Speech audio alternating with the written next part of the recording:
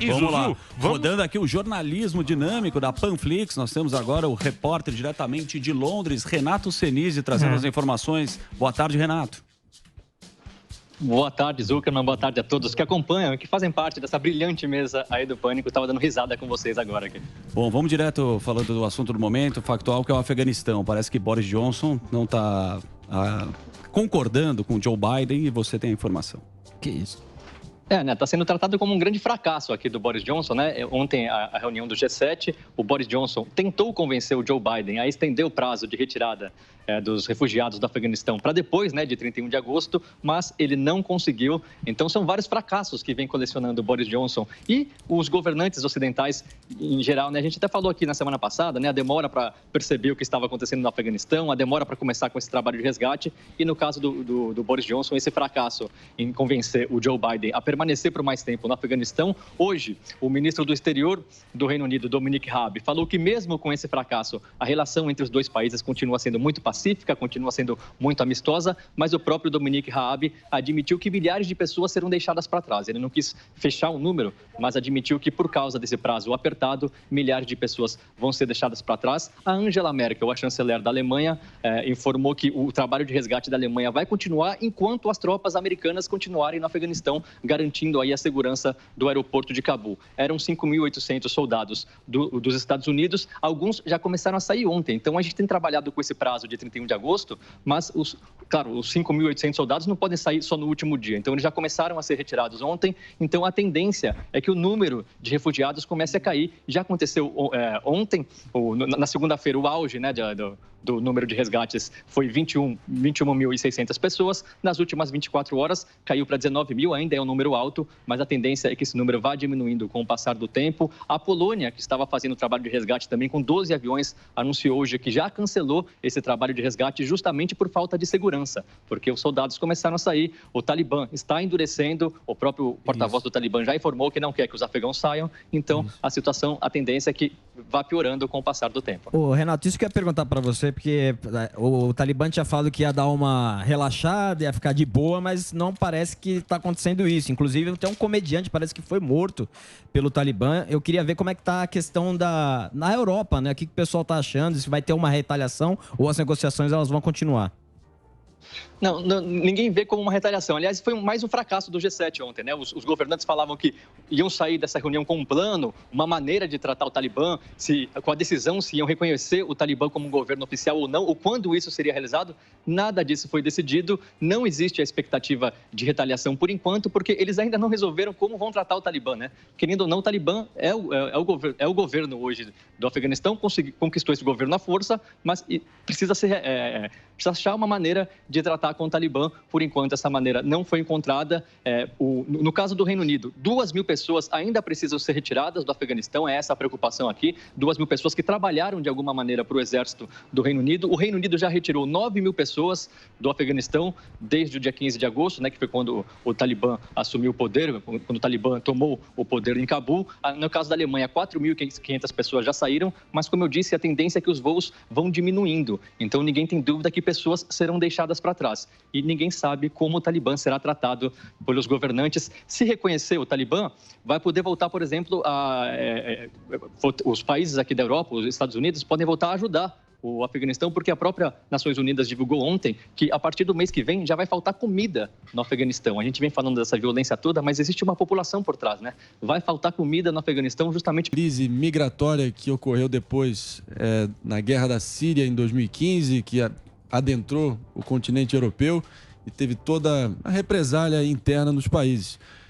Como é que a Europa está se movimentando para tentar evitar algo parecido dessa vez com o Afeganistão? Esse é o grande medo dos governantes. Primeiro que isso não influencia a popularidade deles, né? Trazer muito refugiado. Tem gente que não vai gostar. E o segundo medo é que aconteça o que aconteceu nessa crise da Síria, em 2015 e 2016, falando do Reino Unido, por exemplo. Desde 2014, o governo do Reino Unido criou um programa que até hoje trouxe 5.000 refugiados da Síria. E o governo está trabalhando com esse número também de pessoas do Afeganistão em 5 anos. Não é isso? Exatamente. Eu queria perguntar um pouco do... Teve uma questão de esportes aí, né? A Espanha e a Inglaterra vetaram jogadores para as eliminatórias. Vai ter eliminatória, né? Da FIFA. Sim. Você tá falando... Vai ter Brasil e Argentina. Argentina, Não vão poder inclusive. voltar. E aí estão falando assim, ó, não vai. Se for, não volta. Queria saber como está isso e, inclusive, aproveitando, como tá as fronteiras para a Europa, né? A Espanha liberou brasileiros, a Alemanha também, Suíça também. Então, como que tá essa questão? Muita gente pergunta, como que vai ser? Vai ter passaporte? Nós vamos viajar porque o euro tá bem barato, viu, Tá fácil, Sinistro? tá fácil. E a gente já comprou aí lá na CVC, não é? CVC. Não, é um avião fretado. O euro tá baratinho, a Libra também. Então, como é que tá aí pro brasileiro, Senise? A Libra está mais de R$7. É impressionante isso. Uma coca... Começando com os jogadores de futebol, né?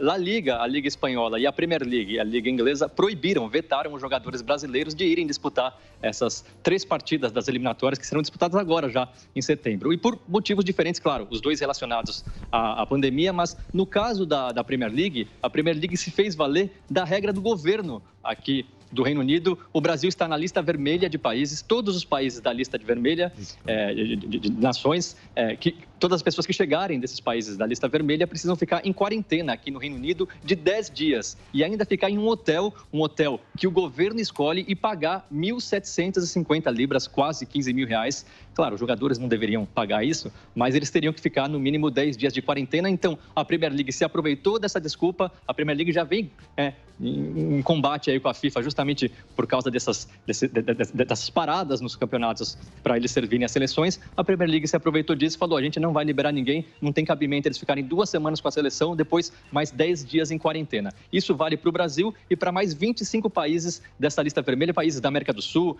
tem país, o Afeganistão, por exemplo, da Ásia, tem a África do Sul da África. Então, no caso da Inglaterra, são 26 países ao redor do mundo. Na Espanha, a Espanha proibiu os jogadores de irem disputar a eliminatória sul-americana.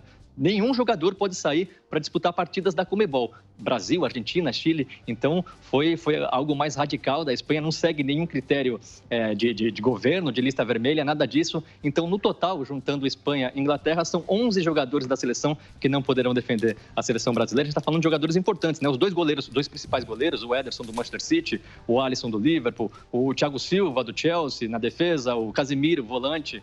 No ataque, então, nem se fala, né? Richarlison do Everton, Gabriel Jesus do Manchester City, Firmino do Liverpool. Então, por causa da pandemia, esses jogadores não serão liberados para disputar as partidas das eliminatórias. E, falando agora dos passaportes, no Reino Unido continua assim, então, né? Quem vier do Brasil precisa realizar essa quarentena, pagar a quantia pequena de 1.750 libras. Na Espanha, está liberado para quem já foi vacinado. Se você apresentar o comprovante de vacinação das vacinas aprovadas pela União Europeia, que são a Pfizer, a própria Coronavac, a AstraZeneca, então você pode entrar na Espanha e em diversos outros países aqui da Europa, como a Suíça, como vocês disseram. Ô, Renato, deixa eu fazer uma pergunta aí. Eu queria saber se está tendo alguma repercussão a respeito do festival Broadmaster que teve aí na Inglaterra e quase 5 mil casos de Covid são ligados a esse festival. Você tem alguma informação? Isso repercutiu negativamente? Ligou um sinal de alerta aí a respeito disso aí, não? Ligou um sinal de alerta muito grande. São vários festivais, né? Você falou, esse é o caso mais grave, o Broadmaster, 5 mil pessoas. Tem o festival também, que também foi considerado grave, porque é um daqueles eventos testes, né? Que os governos adoram falar eventos testes, que foi o festival Latitude, o Latitude Festival, que foi realizado em Suffolk, aqui no sul da Inglaterra. Nesse caso, como era um evento teste, as pessoas precisavam apresentar o comprovante de vacinação. Foram 3 dias de festival, 37 mil pessoas participaram desse festival e depois disso, 1.000 pessoas testaram positivo.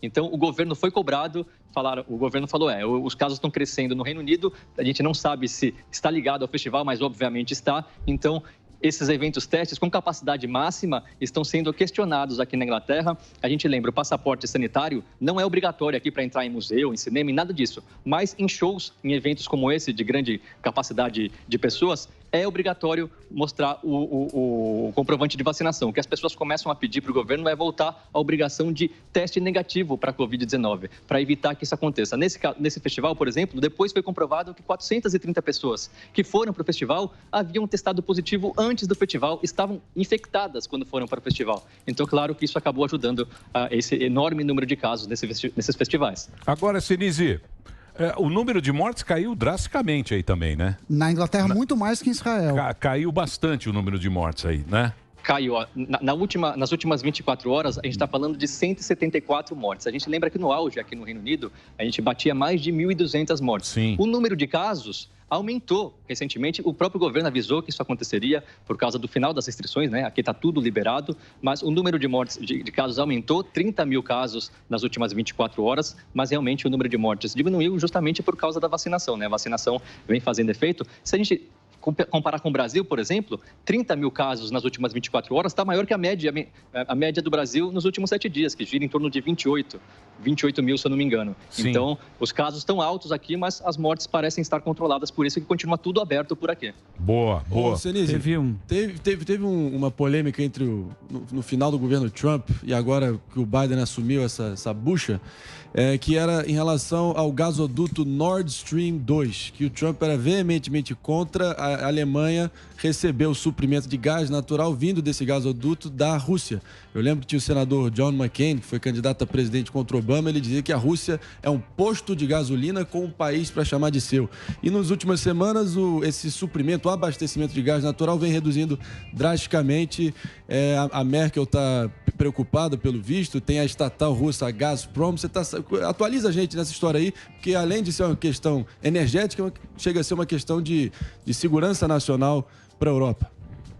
A Angela Merkel foi muito criticada até pelos pares aqui na Europa, porque é inegável que quando você faz um túnel como esse, que a Alemanha passa a receber uma quantidade enorme de gasoduto da Rússia, a Alemanha acaba tendo uma relação diferente com a Rússia. Então, todo mundo se perguntava, se for necessário a gente punir a Rússia de alguma maneira, impor sanções, como é que a Alemanha vai agir? Porque, querendo ou não, a Alemanha hoje passa a depender um pouco da Rússia, porque recebe gasoduto disso. Como você disse, o número de gás que vem sendo enviado pela Rússia está diminuindo, mas a tendência é que ele continue e que essa é uma crise que vai ter que ser administrada com o passar dos anos, porque a Merkel teve tempo para desistir dessa ideia, o período de construção foi longo, o valor investido foi gigantesco, mas, como eu disse, houve muita pressão vinda do Reino Unido também.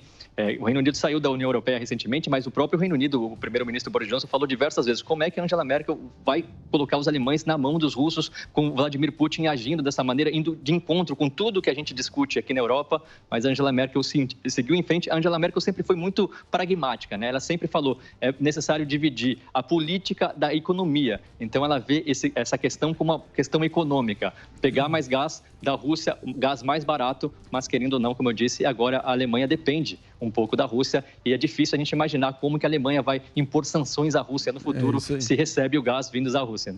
Ô, Renatão, e o Messi? Messi estreia agora, né? Como é que tá aí a expectativa? Messi. Messi. Agora é Messi. Não pode chamar de Messi. Não é Messi. Lili. Messi é Messi. Lili. Muita expectativa, foi até uma estreia que está sendo um pouquinho rápida demais, né? Ele ficou 2 meses de férias, está treinando só há 2 semanas, visivelmente não está no auge da forma, mas convenhamos, né? O futebol francês, né? O campeonato francês também tem um nível um pouco abaixo do inglês, por exemplo, do próprio alemão ou até do espanhol. Então o Messi com certeza vai nadar de braçada na França, vai estrear, a expectativa é muito grande. O Paris Saint-Germain está jogando com casa cheia, outra coisa que pegou todo mundo meio de surpresa, né? Imaginava-se que a prefeitura de Paris fosse liberar só metade da capacidade ou até 75%, mas acabou liberando casa cheia, está uma festa geral lá em Paris, então muita expectativa para o Messi, expectativa também para o Mbappé, né? O Mbappé parece que não está muito satisfeito, já está todo mundo ligando ele ao Real Madrid. O Real Madrid fez uma proposta de 160 milhões de euros, então todo mundo quer ver Messi, Mbappé e Neymar junto. Talvez isso aconteça por apenas algumas partidas. É muita estrela, né? Não dá certo. Tava até falando do Cristiano Ronaldo. É muito cacique. É muita estrelinha ali, ó. Tá parecendo essa mesa aqui, todo mundo quer mandar. É muita estrela, não dá certo. Não dá certo. Não dá certo. Mas e o Cristiano Ronaldo também no Manchester? Parecia, até tinha uma informação que ia fazer um trio maravilhoso. Messi, Trio Maravilha? Neymar e Cristiano Ronaldo. Não funciona. Não Muita funciona. estrela. Não, muito mas acho que ele quer sair do Manchester. Não sei se vocês se lembram. Não, mas Vocês se lembram. Ele tá no Juventus. Tá aqui. Juventus. Vocês se lembram do quadrado mágico do Brasil? Você lembra? Que merda. Romário, Ronaldo. Você lembra o quadrado mágico? Que merda que foi aquilo? O Ronaldo virou o redondo mágico. Hein, Senise, você acha que vai dar certo ou não? Esses Mbappé aí, todas essas estrelas jogando junto. Alguém precisa carregar o piano. Deixa o Senise falar. Oi. No caso do Paris Saint-Germain, o dar certo é ganhar a Champions League, né? Porque, como eu disse, o Campeonato Francês já não tem mais graça, né? Copa da França, nada disso. Então precisa ganhar a Champions League. O Messi já falou que o sonho dele é voltar a ganhar a Champions League. Ele que já ganhou 4 vezes a Champions League pelo Barcelona. Eu acho que pode dar certo sim, porque, diferente de outras estrelas, o Messi é um cara muito certo, né? Um cara muito profissional. É um cara que quer vencer o tempo todo. Não é baladeiro, nada disso. Então eu acho que por causa do Messi pode dar certo sim, mas a pressão é gigantesca, né? Ou ganha a Champions League ou será considerado um fracasso. E a pressão do Neymar aumenta também por tabela, porque o Neymar tem essa cumplicidade O Neymar, com ele, você né? desce o pau no Neymar também. O Casagrande fala mal do Neymar. O que você acha do menino Ney? Do menino Ney, Senise? O menino Ney, eu vou te falar, aqui na Inglaterra o menino Ney é perseguido de uma maneira, até por isso eu passei a gostar um pouquinho mais do Neymar. Porque tudo que o Neymar faz vira caicai, vira meme. Um jogador que... vira meme. E aqui na Inglaterra tem vários jogadores que são iguais ao Neymar e a imprensa britânica passa um pano. Então eu passei a defender o Neymar aqui, mas assim, quando a gente compara o profissionalismo, a postura fora de campo e dentro de campo também do Messi com o Neymar, a gente entende porque o Messi já foi o melhor do mundo milhões de vezes e o Neymar ainda não. O Neymar é um gênio, para mim, joga muita bola, mas não está tão preocupado com o futebol quanto o Messi, quanto o próprio Cristiano Ronaldo. Muito dinheiro, né? Dinheiro, muita festa. Eu acho que o Neymar bom pra cacete. Muito bom. Melhor que o Messi. Sem o Neymar Melhor que o Messi. Eu acho melhor do mundo? Eu acho, de longe. É que o Neymar ele tem esse jeito e tal. Jeito de futebol moleque. Nos últimos 2 anos Neymar ele jogou é melhor que Inveja, tem muita inveja. Ele é muito bom, né? 2 anos ele jogou melhor. Ô, Senise, obrigado, hein, meu velho? Você tá dando show aqui, você tá com um fã-clube grande. Vou O passar Belete do jornalismo. aqui, ó. Belete? Demorou pra isso acontecer. Pelo amor de Deus, é o Belete do jornalismo. Milton Neves tá aí, ó. Pelo amor de Deus. Esse aí é um cara muito bom, o nosso Belete. Trabalhou com você. Muito bem. Renatão, lá diretamente de Londres, nosso correspondente lá, trazendo as últimas informações. Obrigado, viu, Renato? Um abraço pra você. Obrigado aí pela sua participação, pela colher de chá que você dá aqui ao Pânico, tá? Eu que agradeço, Emílio. Um abraço pra todos vocês.